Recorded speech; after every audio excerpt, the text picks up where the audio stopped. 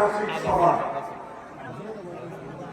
আজকের এই সভার সম্মানিত সভাপতি, উপস্থিত সম্মানিত নয়নাকারাঙ্গন, উপস্থিত সম্মানিত বিভিন্ন রাজনৈতিক দলের সংসদীয় প্রার্থীবৃন্দ, উপস্থিত আমার সামনে বালিয়া মাদ্রাসা সহ সকল মাদ্রাসার ছাত্র ভাইরা, মুরব্বিয়ান, প্রিয় এলাকাবাসী, আমার মাইকের শব্দ শুনছেন আমাদের মা ও বোনেরা, আসসালামু আলাইকুম ওয়া রাহমাতুল্লাহ।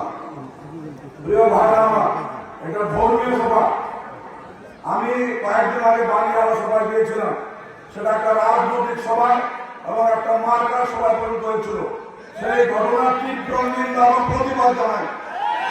আমরা মুসলমান, আমাদের কমিটমেন্ট থাকতে হবে, ওয়াদা থাকতে হবে। আমরা মুখে একটা বলবো, কাজে একটা করবো, এটা হতে পারে না।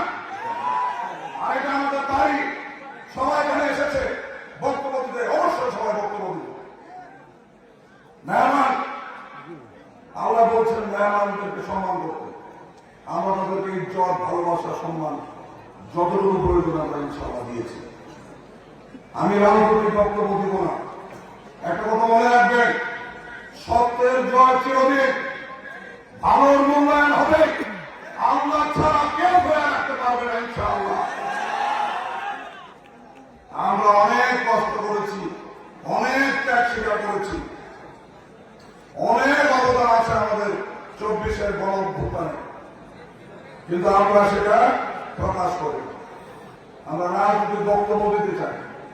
আমরা আজকে এখানে এসেছি আমাদের প্রাণ প্রিয় নেত্রী, 3 মানের প্রধানমন্ত্রী বেগম খালেদা জিয়ার জন্য দোয়া চাইতে।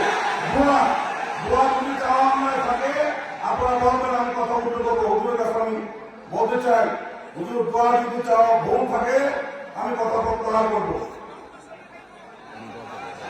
দোয়া চাওয়া ভুল তাহলে আপনারা বলবেন, হুজুর বললেন আমি তো বলছি সত্যের জয় চিরদিন এবং ভালো মূল্যায়ন হবে। আল্লাহ ছাড়া কেউ রাখতে পারবে না ইনশাআল্লাহ। আমাদেরকে আমি বলতে চাই যে আমরা দোয়া চাই অসুস্থ একজন মানবিক প্রধানমন্ত্রী, সাবেক প্রধানমন্ত্রী বেগম খালেদার জন্য।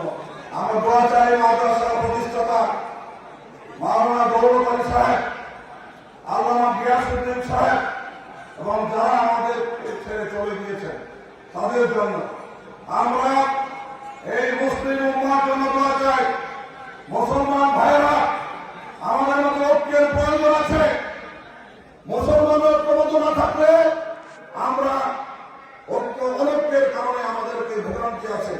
সেই জন্য আমরা ঐক্যবদ্ধ থাকতে চাই, সবাইকে নিয়ে আমরা ভালো থাকতে চাই। আমরা সবাইকে নিয়ে একসঙ্গে আমরা সামনের দিকে এগিয়ে যেতে চাই। আপনারা সবাই দোয়া করবেন সুন্দর এবং আগামী ভবিষ্যৎ নতুন বাংলাদেশে আপনারা সবাই ভালো থাকবেন, সুস্থ থাকবেন, সেই দোয়া করে আমার জন্য দোয়া করবেন, সেই প্রত্যাশা ব্যক্ত করে আমি আমার বক্তব্য শেষ করছি। আল্লাহ হাফেজ। বাংলাদেশ জিন্দাবাদ।